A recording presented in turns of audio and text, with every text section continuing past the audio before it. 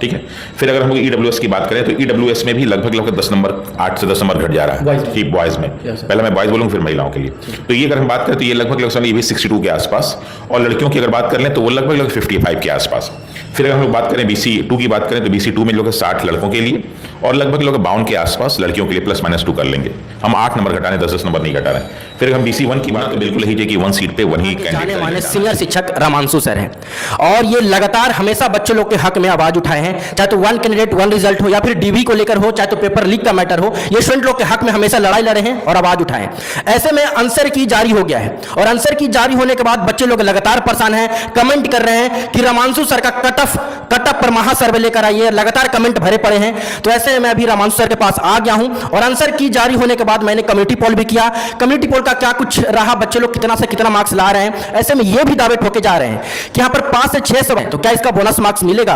और आज कटअप पर महा सर्वे होगा, मैं सर से सारा चीज जानूंगा और सर ने आज तक जो भी चीज बताया है ये 100% सही साबित हुआ है। आज तक जो भी सर कटअप बताए हैं कहीं ना कहीं सही होते हैं और सच होते हैं। तो आज मैं सारा चीज सर से जानूंगा। ऐसे मेरे जितने भी साथी हैं इस चैनल को जरूर सब्सक्राइब करके बेल आइकन प्रेस करके रहेगा। सर आंसर की जारी हो गया है सर, और आंसर की जारी होने के बाद सर बच्चे लोग लगातार परेशान हैं कि मैं जब पहले मेरा जब नंबर आ रहा था वो आ रहा था 80-90 और आंसर की जारी होने के बाद मेरा नंबर आ गया 65-70। सर ये कैसे हो सकता है सर, इतना डिफरेंस आ रहे हैं सर। और सर ऐसे में कटअप को लेकर बच्चे लोग परेशान हैं, तो किस आधार पर कटअप तैयार किया गया है सर, सारा चीज विद प्रूफ जानना चाहते हैं बच्चे। सर क्या लगता है इस बार कटअप क्या कुछ रहने वाले हैं? देखिए, पहला तो प्रश्न आपका ये है कि जिन बच्चों ने एग्जाम खत्म होते ही मेरिट बताया था कि मेरा इतना कट ऑफ गया था और अभी में इतना वेरिएशन आ रहा है, ये सबके साथ नहीं है, ये कुछ लोगों के साथ है। ठीक है, होता क्या है कि जब भी हम एग्जामिनेशन दे के बाहर निकलते हैं तो हमें लगता है कि हम जितने भी प्रश्न किए सब सही किए। शाम तक भी यही कहानी चलती है। उसके बाद यूट्यूबर से बहुत सारे टीचर्स आते हैं, अपना अपना सर्वे देते हैं, सारी चीज़ें बताते हैं, लेकिन उसमें भी क्या होता है कि वो भी बहुत सारी जल्दीबाजी में व्यूज़ के लिए बहुत लोग प्रयास करते हैं, उसमें भी कुछ कमियां रह जाती। लेकिन टीचर के बताने से, आपके चाहने से नहीं होता ना। बीपीएससी क्या आंसर दे रही है वो सबसे ज़्यादा मैटर है। तो अभी बीपीएससी ने जो कल आंसर की जारी किया वो प्रोविजनल है, ठीक है, और उसने कहा कि अगर आपको कोई उसमें आपत्ति है तो आपत्ति दर्ज कीजिए। उसके बाद कुछ लोगों का मार्क्स घटा है। क्यों? क्योंकि जो है 5-6 प्रश्न को लेके 4 जीएस में है, एक रीजनिंग में भी शायद प्रश्न आ गया है। ऐसे देखिए, वो सबका अपना मानना है। अब वो सही है कि गलत आप ये नहीं कह सकते। हाँ, काफी लोग जब किसी चीज को गलत कहते हैं या किताबों में दिया होता है तो उसको गलत माना जाता है, या फिर आप एक एथेंटिक प्रूफ दे के जाएंगे। होता क्या है कि बहुत सारे बच्चे तो एथेंटिक बुक पढ़ते नहीं तो प्रूफ कहां से देंगे। अब लूसेंट का आपका आंसर है जो है प्रूफ नहीं माना जाता है, ठीक है। किसी गाइड का कहें, किसी रामांशु सर ने आंसर दिया है, ये प्रूफ नहीं माना जाता। आपको एनसीईआरटी या कोई भी एथेंटिक बुक है उसका माना जाएगा। तो इसीलिए जो है कल रिजल्ट जारी हुआ और 2 से 5 के बीच में, तारीख के बीच में, सितंबर के बीच में दिया गया कि आप अपनी आपत्ति दीजिए, ठीक है। तो इसलिए कुछ बच्चों के मार्क्स जरूर घटे हैं जिन्होंने गलत को भी सही मान लिया होगा, लेकिन ये बहुत ज्यादा मैटर नहीं करता है, इसमें ज्यादा परेशान होने की जरूरत नहीं है। अगर आपको लगता है कि गलत है तो आप जरूर अपनी आपत्ति दर्ज कीजिए।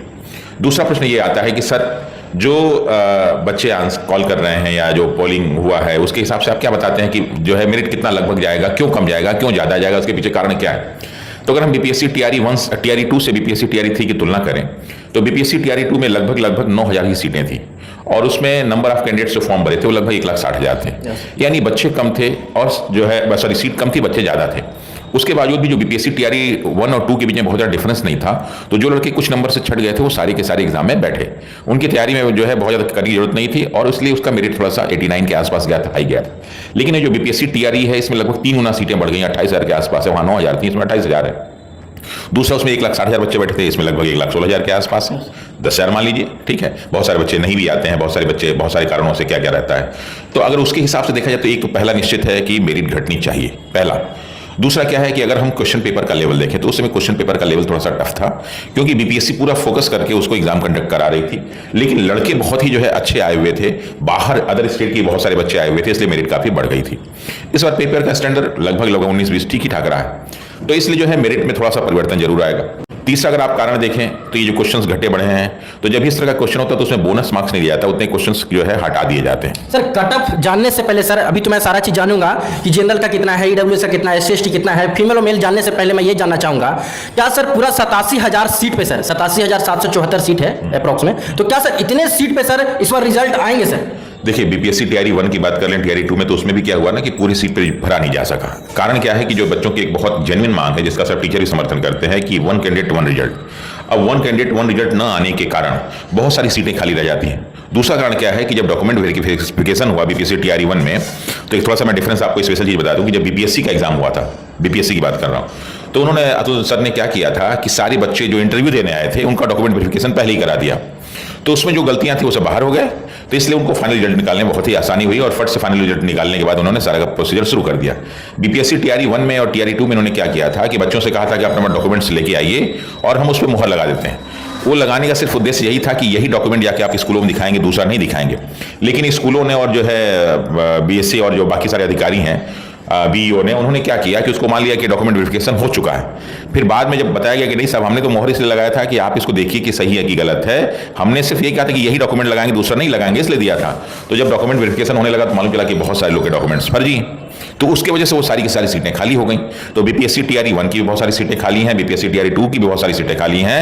अगर वही चीज दोहराई गई यहाँ पे तो फिर बीपीएससी टीआरई 3 की भी बहुत सारी सीटें खाली रह जाएंगी। तो सर ये तो सर बात गलत है, जिन स्टूडेंट का कुछ नंबर से होने वाले होंगे सर उनका भी नहीं होगा, क्योंकि सर बाद में तो सीट खाली होता है, उसका फिर सर सीट पे भर्ती भी नहीं होता है, बैकलॉग सीट नहीं आता है, और फिर बाद में वही चौथा वैकेंसी निकाला जाएगा, फिर बताया जाएगा कि 1 लाख में मैंने वैकेंसी निकाला। ये तो सर पूरा किए ही नहीं जाते हैं, तो शायद आधा पे वैकेंसी पूरा क्लियर कर दिया जाता है, ये तो सर गलत होगा। हाँ, तो इसीलिए क्या होता है कि इसीलिए बहुत सारे एग्जाम में सप्लीमेंट्री रिजल्ट का प्रोविजन है कि सप्लीमेंट्री रिजल्ट अगर निकाल दिया जाएगा तो जो सीटें खाली रहेंगी वो सारे के सारे बच्चे चले जाएंगे। तो कम से कम देखिए किसी भी बोर्ड का उद्देश्य ये होता है कि जितनी वैकेंसी निकली है लगभग अच्छे कैंडिडेट लेके उसको भर दिया जाए, ना कि सीटें खाली रहे। सर सुनने में आ रहा था कि जो सीट पिछला बार खाली रह गया ट्री 1 या ट्री 2 में, इस बार इस सीटों पे सिर्फ और सिर्फ महिला का भर्ती होगा, महिला को भर जाएंगे, इसीलिए महिला का कट बहुत ज्यादा कम हो जाएगा। सर क्या सर ऐसा होने वाला है? नहीं, ऐसा नहीं है। देखिए जो सीटें खाली होती है ना कैटेगरीज वाइज होती हैं, फिर जो है कास्ट वाइज होती हैं, मतलब कैटेगरीज वाइज बहुत सारी होती है। फिर ऐसा नहीं कि पुरुषों की सीट महिलाओं को नहीं दिया जाएगा, ऐसा नहीं होता है। अब देखिए जैसे क्या है कि 1,16,000 जो है तो इसमें 50% तो महिलाएं लगभग भर्ती ही हैं। हाँ, लेकिन ये है कि ऐसा नहीं होगा कि इसमें 50% हो सकता है कि 35% 40% लड़कियां जो है फॉर्म भरी हो और उनको रिजर्वेशन पूरा मिल रहा है, तो लड़कियों के होने के चांसेस ज्यादा बढ़ जाते हैं, खासकर बिहार के एग्जाम में। इसका फायदा बाहर की लड़कियां बहुत उठाती हैं, बाहर की बहुत सारी लड़कियां यहाँ फॉर्म भरती हैं। और देखिए बीपीएससी टीआरई 1 में देखेंगे, टीआरई 2 में देखेंगे तो अदर स्टेट की बहुत सारी महिलाएं यहाँ पे सेलेक्ट हुई हैं, बहुत सारे लोगों को नौकरी मिला है। लेकिन इस बार वाले में थोड़ा सा बाहर के लोग, कुछ लोग कह रहे हैं कि ज्यादा बढ़ गए हैं, कुछ लोग कह रहे हैं कम है, लेकिन हमें लगता है कि अनुमानतः कुछ लोग कम ही आए पिछले बार की तुलना में। सर तो मैं जानना चाहूंगा सर, ये तो सर सारा चीजें है ही है गर्ल्स और बॉयज को लेकर, मैं अब जानना चाहूंगा sir cut off, sir girls और बॉयज में कितना अंतर हो सकते हैं, कितना अंतर रहेगा, और सर सारे का सर कैटेगरी वाइज का क्या कट ऑफ रहेंगे? सर देखिए जो अभी तो एक बार फिर से आंसर प्रॉपर आ जाए, तो ये 5 तक लोग बच्चे अपने आप जो है आपत्ति दर्ज करेंगे, तो हो सकता है कि 2-4 दिन में एक बार आंसर की आएगी 10 तक, उसके बाद एक प्रॉपर ढंग से कहा जा सकता है कि ये कट ऑफ आना चाहिए। सर इसमें तो जो हेरा फेरी होगा सर 3-4 नंबर का ही होगा, ज्यादा बस इसमें ज्यादा सर अभी काम हो जाता है, पता चल जाता है। तो अभी के अगर हिसाब से देखा जाए तो हम लोगों ने जो अनुमान हमने लगाया है कि इस बार जो है जो जनरल अनरिजर्व की जो कैटेगरीज है वो 70 +-2 के आसपास, अगर आप बॉयज में ठीक है।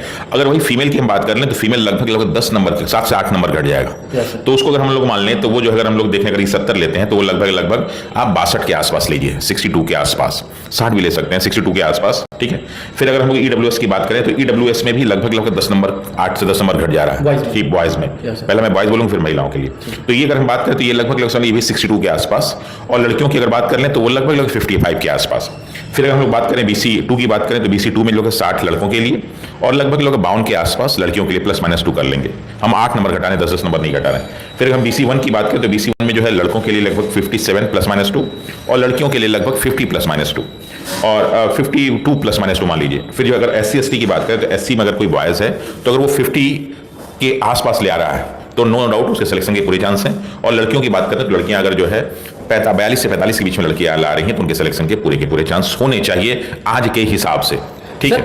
हाँ सर, तो इसमें सर एक डाउट है मेरा, पहले तो सर रिजल्ट कब तक आएगा? सर रिजल्ट को लेकर कंफर्म नहीं हो रहा है, क्लियर नहीं हो रहा है, तो इतना दिन फंसाते सर अभी आंसर की जारी किया गया है, अब काम में तेजी आया है। ऐसे में सर 1 कैंडिडेट 1 रिजल्ट इस बार लागू हुआ कि नहीं? इतना बड़ा आंदोलन किया गया, इतना प्रोटेस्ट किया गया सर, क्या लागू होगा कि नहीं? और ये सर DB पहले होगा या नहीं? देखिए हमें नहीं लगता है कि 1 कैंडिडेट 1 रिजल्ट वाला लागू हो पाएगा, क्योंकि अगर इन्होंने 1 कैंडिडेट 1 रिजल्ट वाला लागू करे तो फिर बीपीएससी टीआरई 4 कैसे देंगे? इनको बीपीएससी टीआरई 4 भी तो देना है, तो इसलिए चांसेस कम है कि तो सीट खाली रखना चाहता है सर। हाँ, सीट्स खाली रहेंगी, ठीक है।